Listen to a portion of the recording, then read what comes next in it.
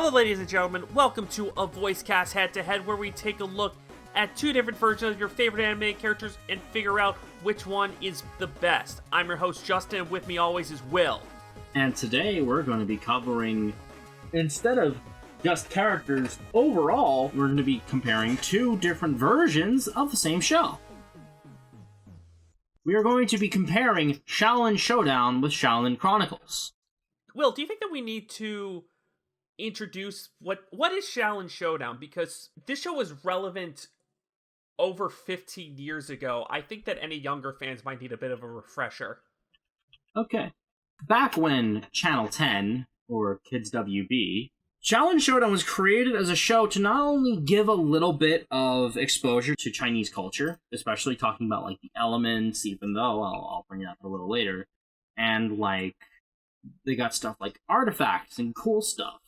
So it's about four youths who are recruited into the Shaolin Temple in Japan to learn how to become the four dragons of the elements to fight the dormant but always ever present forces of evil called the Xiaolin, led by an ancient sorceress by the name of Wuya, who hundreds of years ago was trapped in a puzzle box, Shen Gong Wu. Shen Gong Wu in this are like magical enchanted items that grant abilities based on. Like the Orb of Tornami creates an infinite supply of water. Or the 2-ton tunic. It creates armor that is really, really heavy, but borderline impenetrable. So the idea of the show is the good versus evil of trying to collect as many of these artifacts as possible. Because, you know, the more magic shit that you have, naturally the stronger your forces are. But also, instead of just, it becomes a race to the finish of who has certain Shen Gong Wu, there is actually certain key Shen Gong Wu that must be protected at all costs. Like in one episode, there's one Xiaolin demon called Mala Mala Zhang, which is a combination of a bunch of Shen Gong Wu that are united by another Shen Gong Wu called the Heart of Zhang. When the Heart of Zhang is near the 2-ton tunic, the third arm sash, Fist of Tebi Gong, it creates the demon. And then as it goes on, it tries to consume other Shen Gong Wu to build its strength and become an ultimate avatar of destruction. And there's a lot of like cool interactions with these ancient artifacts that innately just do one thing and one thing very well. That is the main crux of the show, is the weekly, oh man, what the next Shen Gong Wu going to be, and seeing some cute little character development from these characters that you really like. And it was a massive hit. A show that me and pretty much everyone in my generation loved. Same in my elementary school. The show lasted 3 years on the WB. 10 years later, the original creator, Christy Hugh, or at least I think that's how you say it, Hui, it's Chinese. Hui. Whatever. She tried to relaunch the show, but unfortunately, Kid WB still had the license, had no interest in continuing it, so she got the license back eventually, but she couldn't. Kids WB was not helping her at all. She had to go independent, and all of the Shen Gong Wu, their names completely changed, had to change pretty much every voice actor that was on the original show, and it's this really weird and awkward kind of. It's not a sequel because the show ends.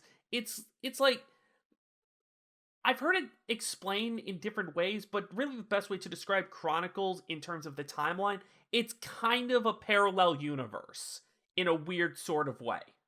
And I will get into that because I've noticed key differences with how the story went.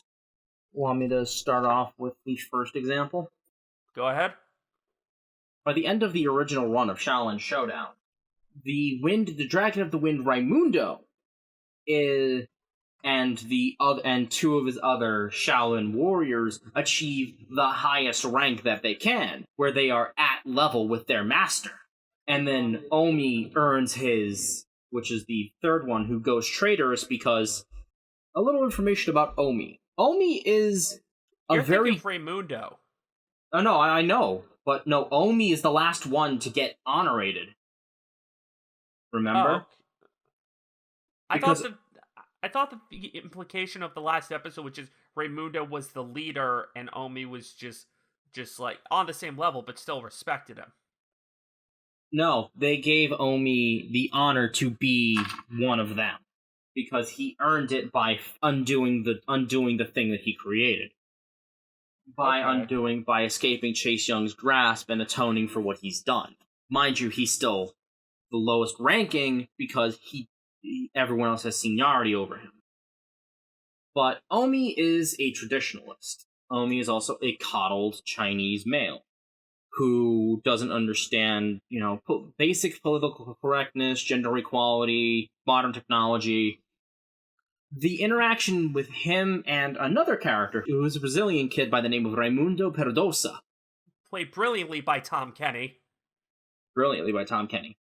Raimundo Perdosa is a very out-of-the-box thinker. While Omi was raised in a temple and was kind of coddled Raimundo was a street kid. He was a street punk.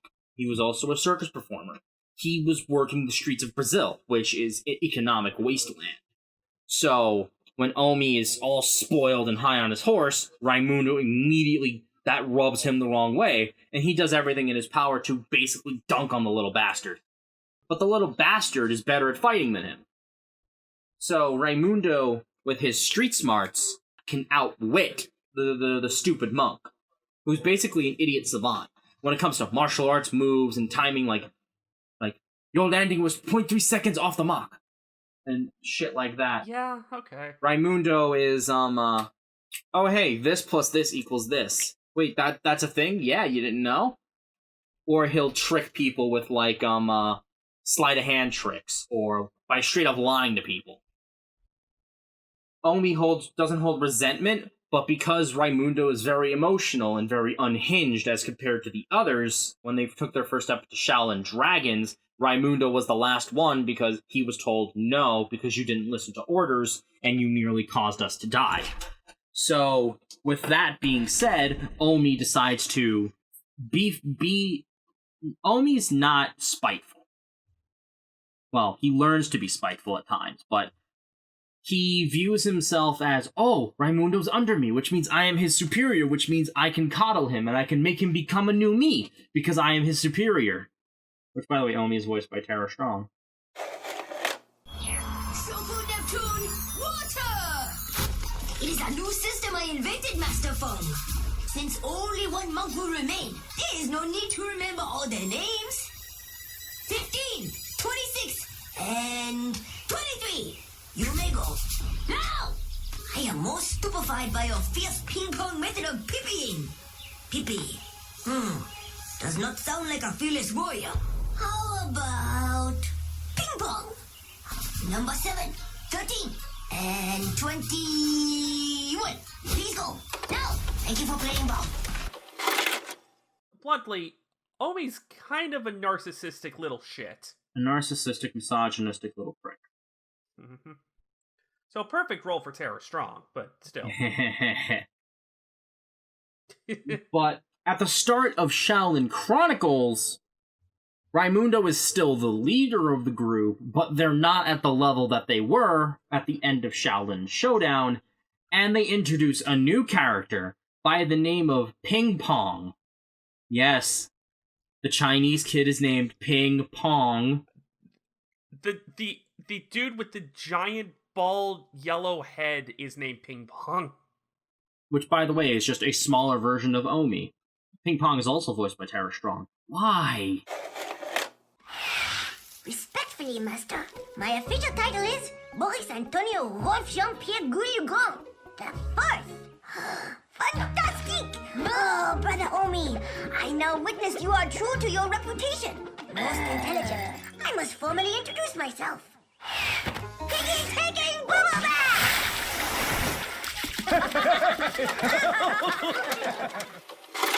So they introduced this new character, and apparently he's related to the man who created the changing chopsticks, which are chopsticks that can change someone's size. How much of this have you...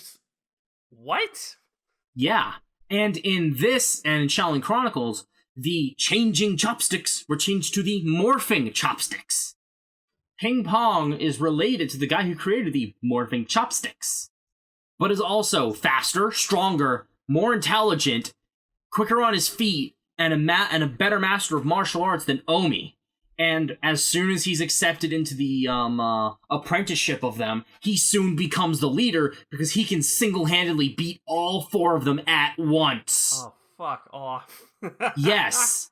He also has the element of wood, which is a traditional Chinese element. The outlier is wind is not a Chinese element. Wind is formless, thus it is not a Chinese element. The Chinese 5 elements are metal, wood, fire, water, and earth. And wind also isn't even a Japanese element, because that's just called gold. Because metal usually translates to wind. Metal and wind are interchangeable. So Ping Pong rises to become basically the greatest of them all. But then he also was like the first one to join Chase Young, who's a villain that likes to find worthy warriors in history, defeat them, humble them, and then make them underlings by turning them into furries. That is literally... I mean, joking aside, no, he literally turns people into animals, and then they turn into animal hybrids. Can I say something about Chase Young real fast? Yes. Okay, so any guys still with us here who want to hear about the voice acting stuff, usually we go character by character, and we give a point to each series depending on which one we think is the best. But here, it's a bit of a wash. We think that... Objectively, Showdown is better. Objectively. And it's not just because Chronicles are the replacements of the original cast. They all do fine. A lot of them are very worthy imitations. Oh, yeah. The problem is that they're imitations. And on top of that, they are imitating... They change a lot of stuff that...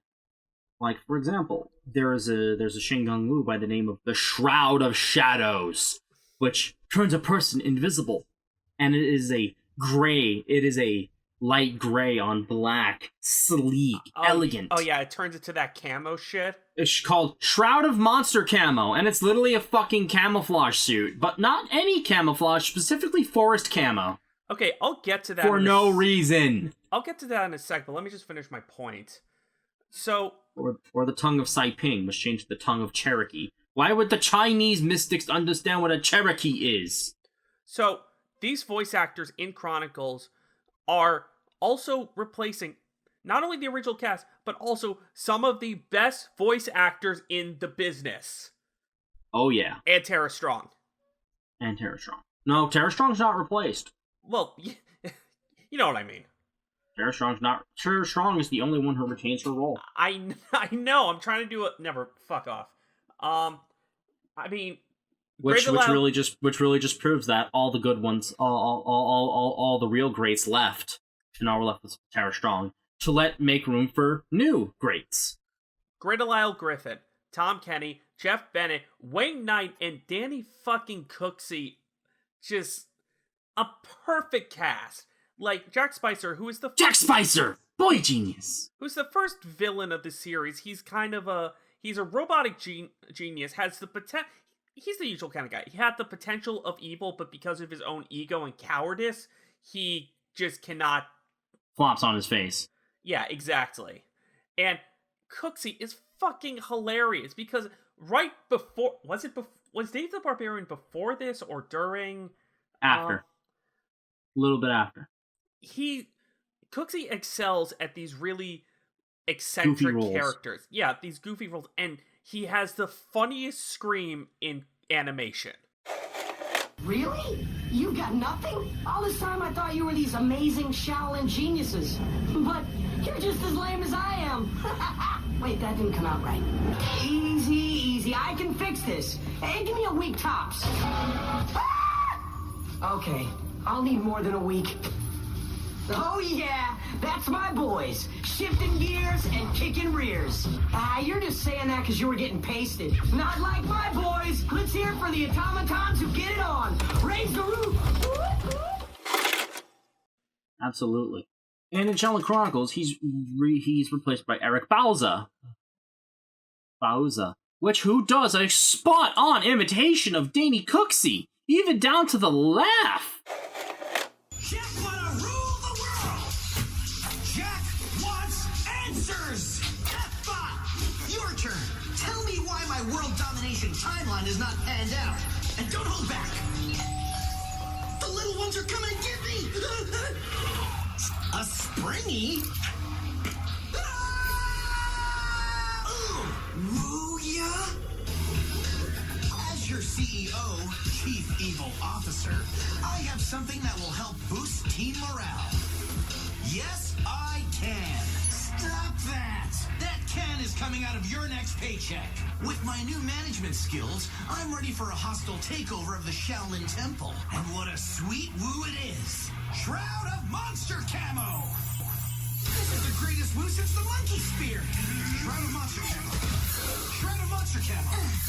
Shroud of... please, get off me! Which, by the way, Eric Bauza, most known for... Actually, we've covered him a lot. Well, I mostly know him as in the Teenage Mutant Ninja Turtles 2017 short, where they were trying to find... where they had a competition for who was going to be which style was going to be the new Turtles cartoon. Jonan Vasquez of Invader Zim and Johnny the Homicidal Maniac fame had one, and Bauza played Donnie, and he played a really good Donnie. The thing is, Bauza and all these Chronicles voice actors, again, fine, but they're not nearly as funny. It's because of the writing. I blame the writing more than I blame them. The writing's awful. Like, God-awful. I remember Wuya, this ancient, at least 1,000-year-old witch, used the word swag at one point, and I was like, Blech. okay, for the No, fuck, I didn't watch this show. She didn't use the term swag in the appropriate term for swag. I don't want her to say it at all. Anyway, I would rather her say, "Pick up your toys, Jackie." Something like that. Like she does say. Because Jack Spicer creates robots, and the robots often get their shit kicked in. So she tells him to pick up your toys, Jackie. Yeah. And speaking of Wuya, in the original one, originally voiced by Susan Silo. Jack Spicer. Behold! Mala Mala Jong. Mala Mala Jong is an ancient demon warrior. Powerful, deadly, and invincible. I have an invincible demonic warrior at my disposal. Why would I need a simpering little boy? At last, the Shaolin Temple. Oh, let me savor the moment. Okay, let's crush them. Fucking perfect evil voice. Perfect evil. I say that in the voice. nicest way possible, by the way. Oh yeah, same. Replacement, Cree Summers. I see you haven't given up on your dream of world conquest.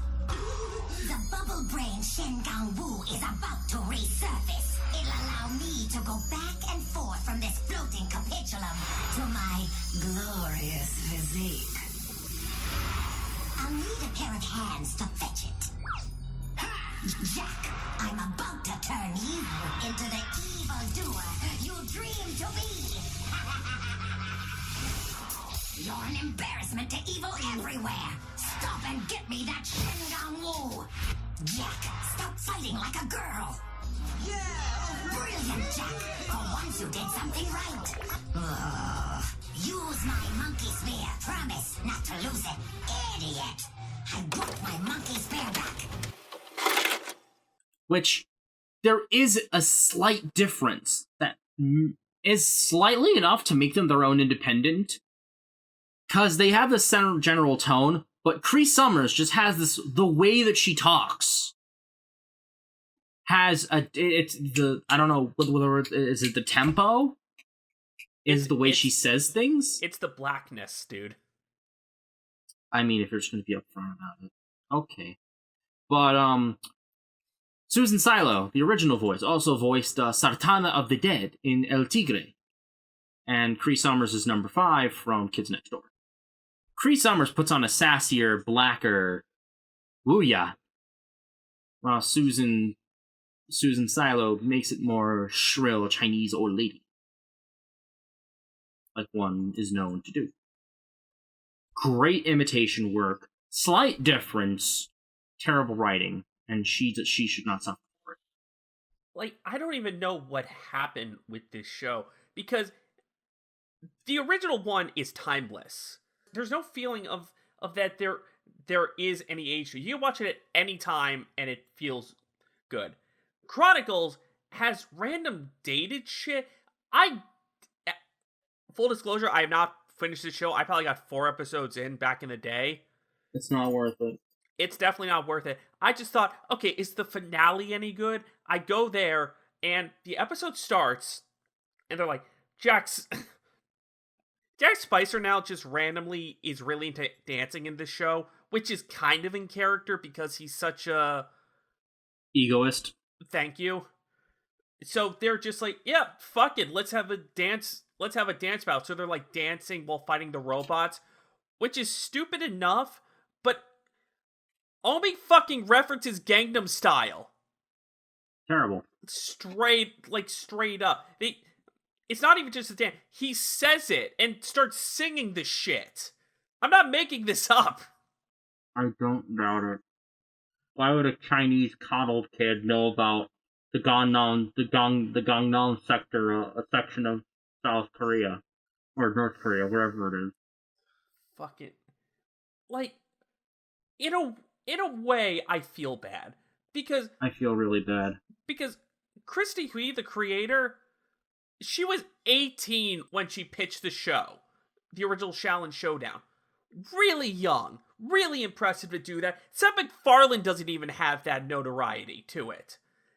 So she makes this show, big hit, wants to keep doing it. Completely understandable, but it's just this concept of trying to bash a square peg into a round hole, trying to make it fit.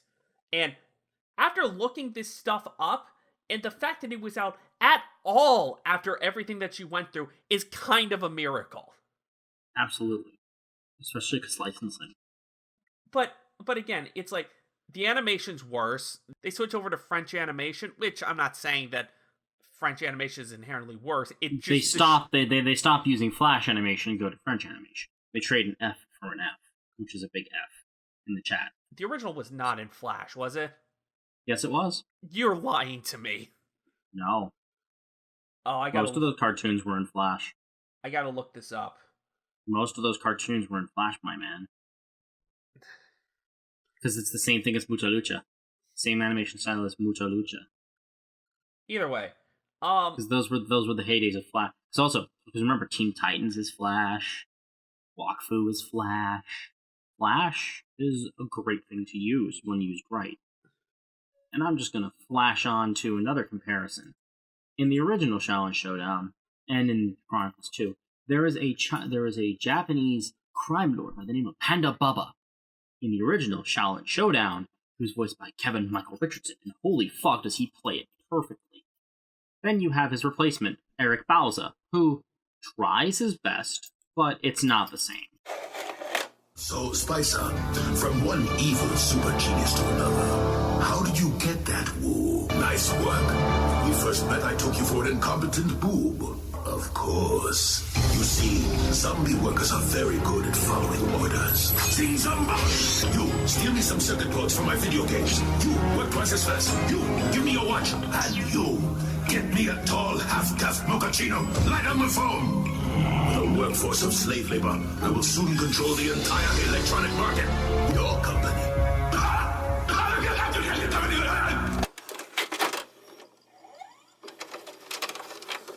I plan to expand my evil beef empire using my secret formula, Super Size Serum, a biochemical that genetically alters the cow's DNA and turns them into mega heifers. The mutated cows will allow me to control the food supply. Ultimately, I'll gain control of the world. You know what they say? No money, no money. It's just not Kevin Michael. Kevin Michael Richardson has a level that he is exclusively at, and Bowser unfortunately falls significantly short. Eric Bowser is still great. Like, for example, he's the replacement for Raimundo in Xiaolin Chronicles as compared to Tom Kenny's Xiaolin Showdown. That one, I'm not lying. Before this, I was really going back and forth for a bit about, like, is it actually better than Tom Kenny? I don't know. Wow, Omi, you should be a motivational speaker. Oh yeah, you motivated me right out of here. Golden Tiger Claws. All that training, all those showdowns, and for what? To get dissed. Never should have left you, my beautiful Rio de Janeiro. Wuya, stay out of my head, you ugly ghost hat. Hey, lots of guys sleep with teddy bears, all right? No.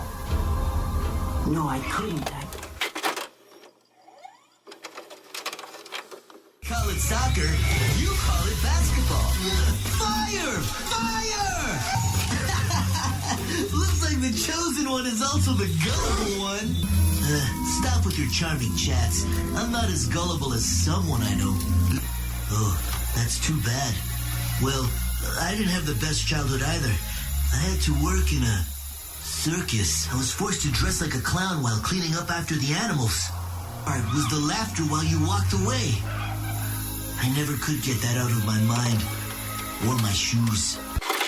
It almost gets it, to me. Almost gets it. But Eric sounds too nasally doing Raimundo. Yeah. He sounds too nasally, and he has a lack of charm. Tom Kenny's just very charismatic and charming, which is great for Raimundo, who's a smooth-talking street kid. But Eric Bauza, oh yeah, man, soccer and surfing and girls. Yeah. Even I could do a better Raimundo. Raimundo Pedrosa. I mean, Eric Bauza, he really is the modern man of 1,000 voices. But dude can't do everything, you know? No, he tries. Now, if you want a really good, we got the original Jeff Bennett playing Clay Bailey as a stereotypical cowboy with a big stomach and a big appetite, small attitude, calm, cool, collected cowboy. And David Kay is the replacement for him. Oh boy, we got a stray. Hey Kim, you go round him up, we'll get the rest moving for the river. All at the river, just like Daddy wanted. Well, I hope so. Daddy don't impress that easily. Oh no. Daddy! Jack, I challenge you to a Xiaolin Showdown. My serpent's tail against your orb of Tornami. And you ain't gonna this time, neither. The star goes into a haystack, and whoever finds it wins. I'm trying! Serpent's tail! Daddy, I love you. But if you don't mind, zip your yap and let me get the job done my way.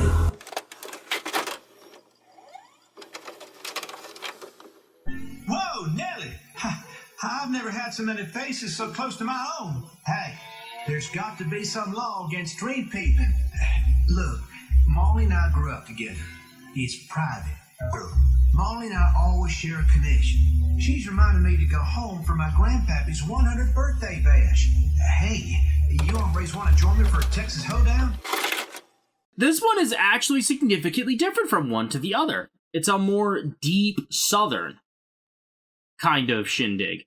But the funny part is, he's replaced by David Kay, who I believe is the voice of Grandpa Max.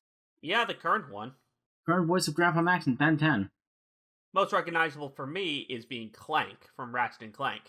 Which, posh British-sounding super robot goes into the Yeehaw Cowboy. I like it.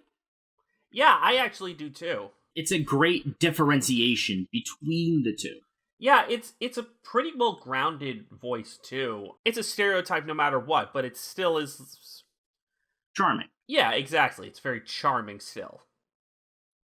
And to finish up covering the Shaolin monks, we have Kimiko Tomiko, a Japanese fire element. Oh yeah, Clay is Earth and Raimundo is Wind. Now we have Kimiko, the Dragon of Fire, who originally was voiced by Grey Delisle Griffin, and then replaced by Jennifer Hale. You know those boots make you look like a dweeb, right, Jack? You wish. Fist of Tavion! I am so all about absolute focus. And I never met an accessory I couldn't handle! Thanks. But there's something wrong with that stupid comb. I was totally focused. Oh, no worries. I'll call my dad. Moshi Moshi, Papa. Kimiko. Yeah, I need a few invites to the Emperor's Palace. No way! Not going to happen. No, not in this lifetime. Really? Do I have to? Alright. We're in, but there's a catch. Fire! That'll teach you not to peek. Oh, it's just a newsflash.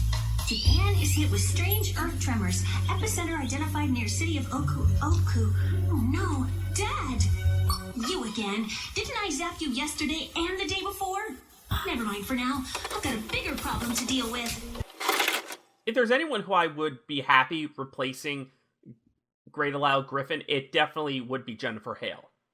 She plays a more mature-sounding Kimiko Tomiko. She plays it more mature in the voice, but that's because Jennifer Hale tends to do more mature voices. Even when voicing children, she does a more mature feminine voice. But Grey Delisle Griffin, I still prefer Grey Delisle Griffin because she's got that young, fiery, spunky snarkiness. Which is funny because 2 years later, she'd start voicing Azula, another hot-tempered fire user, but a lot more subtle with it. Kimiko's very cartoony, which isn't a problem at all. It's just she's a very short-tempered girl. As it should. Yeah, that's the joke, is that she's the fire one, so of course she's a Spitfire. And then we also have Chase Young, who is a main antagonist, who originally was voiced by Jason Marsden. You've learned well. Now show me something I don't know. Is this the best you can do, Jack? The idea is adequate, but the execution is lacking, as are you. Oh yeah? Well, I've got something that you don't. Very small hands. You should count your good fortune while it lasts. Could you keep it down? I think I'll get some sleep. And now, there's something I must do. Thank me? Destroy you. Here's the thing about Chase Young. I like Max Goof, as a Halen super soldier. That's not even the half of it. I love Jason Marsden, but compared to David Kaye, who voices Chase Young in it, it's fine, okay? But I think it completely misses the point of the character. Any progress in breaking into the Shen vault? Yes, I found small problems can easily escalate into big ones if not properly attended to. It's a secret easily unlocked. Soon, the demise of the temple shall bring us a new dawn. I'm delighted the two of you have finally figured things out. Your timing is impeccable. Enough playtime for now. I want Mini Gumdrop alive to witness the destruction of the temple and all of his heroes. If you behave, little one, I may just spare you. The kiddies need a new chew toy. David Kaye is more grimy and slimy, which, ironically, Chase turns into a lizard. But that's kind of a contrast because Chase Young under Marsden and Chase Young in personality is very honorable. Like, he may not like the Shaolin warriors, but he will fight them as equals. He views them as equals and he will fight them on those merits. And he doesn't like cheaters, even though he himself will opportunistically cheat if he's losing. But most of the time, he frowns upon cheating. And he does not like dishonor. He's very strict. That's not even the point that I'm talking about. Marsden plays a lot of younger characters, like, say, Chester in Fairly Odd Parents, and someone who I can't think of off the top of my head. And Chase Young is young. He decided on immortality in place of becoming evil. He became evil in order to become immortal. So, it's perfect. It is such a great idea to have this younger sounding voice actor playing this intimidating guy who is probably not much older. He's probably like 16 or something, where the others are like 12. He also plays Ricochet in Mucha Lucha. Yeah. That is the main thing about Chase Young to me. Whereas Kata's fine, but it just sounds like I'm a villain. It's just kind of a... There's more personality and there's more insight with Marsden's performance. Also with Marsden, it really plays off of the Chinese of the Chinese drama of the I am the villain, but I am also honorable. I will honorate and respect your strength. Now have at you. Meanwhile, David Kaye sounds more like a skee-ball, slimy kind of villain. Jason's delivery of lines are snappier, sharper, like a master ripping into someone below him as a means of pointing out their problems, but also motivating them to succeed, while at the same time finding someone who succeeded greatly, like with he was impressed with Katnape, and he complimented her as such. But then when she would fail him, he would just as easily reprimand her. Speaking of Katnape, in the original she's voiced by Jennifer Hale, so you would think that all the voice actors in Chronicles are Canadian because that's where the show was made and only Canadians could voice it. That's why we don't have the original cast anymore. Yep. Katnape was voiced by Jennifer Hale in the original. So you would think that she would voice her in Chronicles, but she doesn't talk at all. Isn't there a new one by the name of Tigers? Yeah. And voiced by That's the thing. Though. They add more of these fucking characters, and it's like also this chick named Willow who's like kind of a... She's the element of metal when she becomes a Shaolin monk. Off. But it turns out she's the element of metal. But it turns out she's basically the Eve to Chase Young's Adam, and she was born from like she was born from a Heilin clam demon or some dumb fuckery. Do you think that, just theoretically, do you think that if Chronicles came out the same time and it was a spin-off, do you think it would have been more well received? If it was acknowledged as a spin-off, then yes. Instead, they're just trying to keep these characters who we already love and just... Again, it's like a parallel universe. It's weird. Yeah. And then another significant change is Dojo Kanojocho, which is their dragon, who even gets a physical change. In the original, he was an all-green dragon with red highlights on his head fins, on his head wings. In the new one, he's mostly yellow. He's piss yellow with green accents, and still the red head fins. Originally voiced by Wayne Knight. Newman. Now voiced by Michael Donovan. Yeah, let me start you out. Okay, I hate to admit it, but... I hate to admit it, but Dojo totally saved the day. It's true. So I was thinking maybe I could be a chosen one. You? A dragon? Aren't you already one? No, a dragon warrior, like you guys. You know, maybe I'm the dragon of... Fire! Sorry, position's filled. Okay, all right. So what about Soot, huh? Think about it. Soot! Soot, not impressive. Yeah, this is coming from the wind guy? Come on, Soot! No? That's it? Okay, all right, how about gas? Gas, huh? I eat a few cans of beans and bam! I'm in! You got it? Gas! What do you think? No? Like this? Oh, Master Fung, I lost all the kids!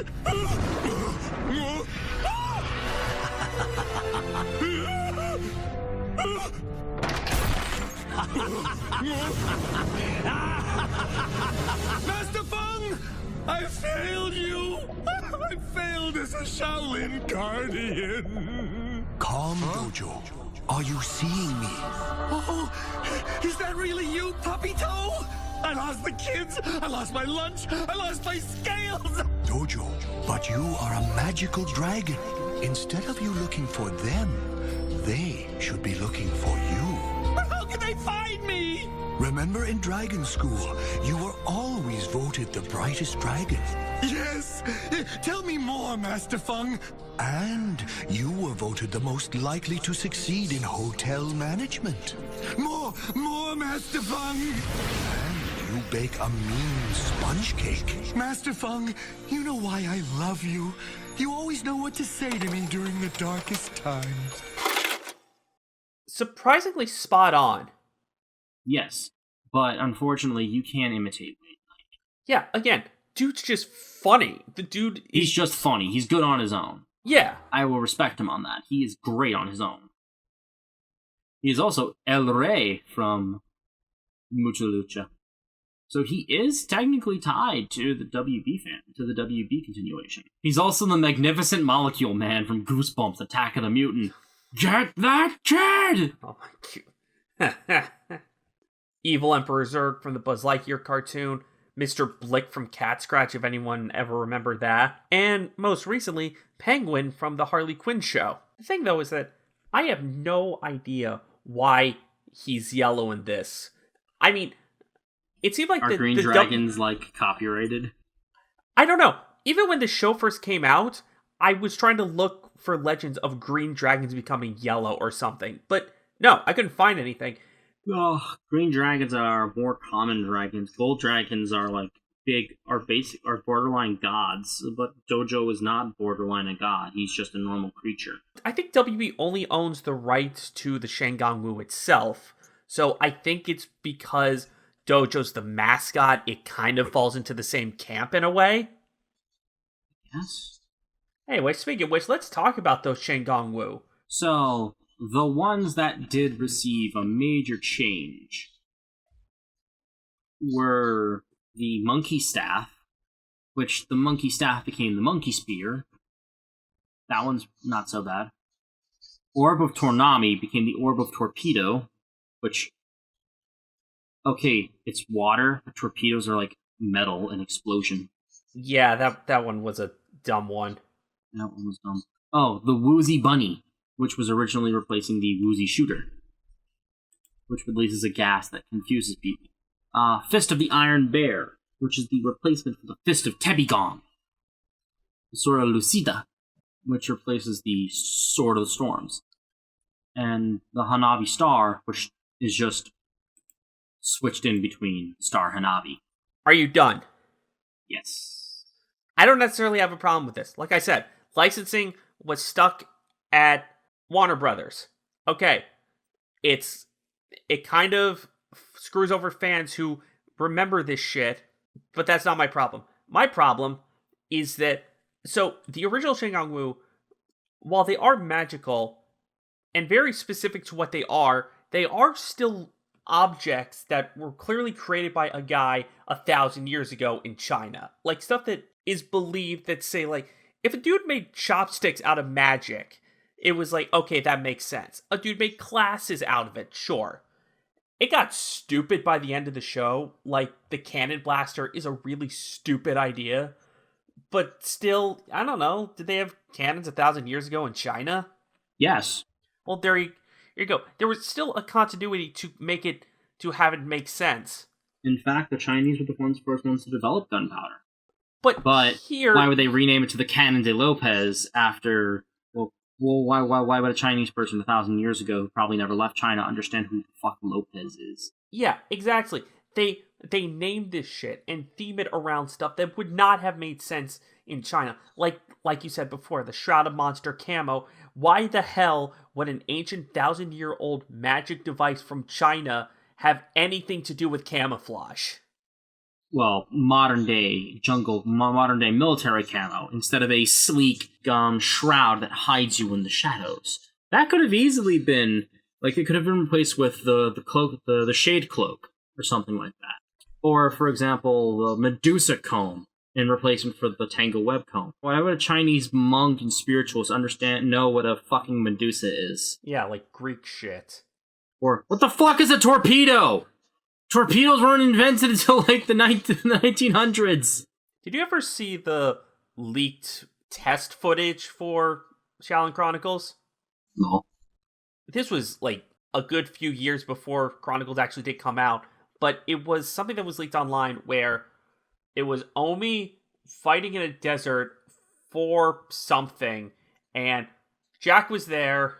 I can't believe we haven't talked about what Xiaolin Showdowns actually are. Okay, when an unobtained Shen Gong Wu is touched by two people at the same time, they fight in a challenge in order... What? Or more. If at least two people touch an unclaimed Shen Gong Wu, they enter a Xiaolin Showdown, and whoever wins, they bet their own Shen Gong Wu to use in the competition, and whoever wins gets the whole pot. Literally a gamble. Yeah, so it was one of those. That was the test footage. And Jack Spicer was... Omi was using the Orbit Torpedo. That's his weapon, because he's a water guy. He is the dragon of water. Each of the four warriors got one basic Shen Gong Wu.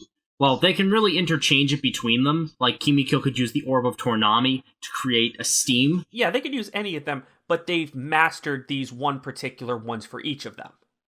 Like the Star Hanabi. With Star Hanabi Fire, it increases Kimiko's fire capabilities. Sword of Storm's Wind increases Raimundo's wind power. Fist of Tebigong Earth increases Clay's earth powers, because it already shatters Earth. And he shatters Earth. And funnily enough, the mastered Shen Gong Wu of the Monkey Staff is Jack Spicer, who often loves to use it because he likes feeling like a monkey. Monkey. Yeah. Monkey. So, this leak had Omi with the Orbit Torpedo fight against Jack using the Monkey Spear, where he's voiced by Tara Strong. Jack Spicer voiced by Tara Strong? Yeah, it's about as bad as it sounds. Horrible. And well, how could they do this to my boy? And me being a high schooler at the time, it's like, okay, this is not the way that it is. I mean, they're calling the Shen different stuff, they're voiced by different guys. Surely, this is just test footage, right? Danny Cooksey is going to be voicing Jack Spicer eventually, right? Right? No. Right? That's not what happened at all. Also, with the Medusa Comb, they even changed the effect. And before, the Medusa Comb would just shoot out constricting hairs from it. Now, the teeth combs are the things that go and surround people, which is weird. How did the comb do that? Also, the comb can just... If you say a certain hairstyle, it will change your hair into that style. I thought that was a thing in the original. I don't think so. Like... Because in Chronicles, they specifically... I mean, it would explain Kimiko's thousands and thousands of fucking hair transformations. I just assumed that it was just implied that it's like, oh, yeah, she just likes to do that shit. I mean, I didn't need justification for a girl changing how her hair looks. Yeah. Fuck. What's there to even say at this point? Did you have anything else? I've covered basically everything. I mean, I could gush on and on about fucking Xiaolin Showdown. Like, they even introduced, like, really cool mix-up stuff, like the Shengyi Bu Dare, which you add an extra challenge to the Shen Gong Wu to ante-up extra Shen Gong Wu. Like, Raimundo is the one to introduce the Shengyi Bu Dare by going up against a fat samurai by the name of Tabimura. And the thing is, it's who can stay on the pillar the longest. And eventually, Koi Fish will come up and swap the Shen Gong Wu when someone says, swap! It's only used once. Only used once. All challenges are used once, but it's really good that they have a variety of different challenges and different sets. It's amazing. It's a very versatile system, yeah. Well, I don't think that we need to go into specifics for each episode, you know? Oh, okay. But yeah, no. This was our retrospective on the Xiaolin series. Yeah, I mean, we spent a past month and a half looking over just all these Batman guys. We need a bit of a break, so it's just a bleh. Let's just talk about this. If any of you guys who have never seen the show before found an interest, look it up. The original show is really good. Chronicles, eh. Take it or leave it. Yeah. I mean, really, Winter Showdown, if you guys want us to say it like that. But, yeah, that's just the way that things go. It's just... Can you imagine that, though? Being 18 years old, selling your first show that turns out to be huge. If I was in her position, I would not blame her for trying to make this last as long as it did. Unfortunately, it was a failure, and I wanted it to be a success, but just so much shit worked against it. So much shitting the bed. I mean, afterwards, she tried to kickstart for a graphic novel series, which failed, unfortunately, which, if she did that first, I think that would have been a success. They could have very easily introduced 2 more monks into the fray to complete the 5 elements, metal and wood. As they would have, like, hell, even I, in my younger age silliness, have created a metal element person. Look at Invader Zim, for example. It had a show, big success, did not end as well as people expected it to, spent a lot of its time in the comics. Just doing comics that Vasquez made during the time Vasquez improved his craft. Jonan Vasquez improved his craft, did a whole bunch of other shit afterwards. And then Netflix, just last year or 2 years ago, picked it up and did an awesome movie, in my opinion. Xiaolin Showdown feels like, if things went the way that it did, then the most logical thing would have been that happening. Christy Hugh was like, okay, screw what I'm doing here. This is not worth it. This is impeding on what I originally had in mind. Let's stick to the graphic novel idea. Say if that went big. And then, I don't know, what if last year, along with Rocco and Zim, we had a Xiaolin Showdown movie that was a continuation of an even bigger bad that actually makes sense. But hey, that's just a theory. Shaolin theory. And thank you guys so much for watching. If you liked what you listened to, definitely check out Xiaolin Showdown and follow us on our social medias @TheVoiceCast, Twitter @TheVoiceCast1, and follow us on your favorite podcast platforms through anchor.fm/voicecasters. I've been Justin, and this has been Will, and we'll see you guys next time. See you later. Peace out.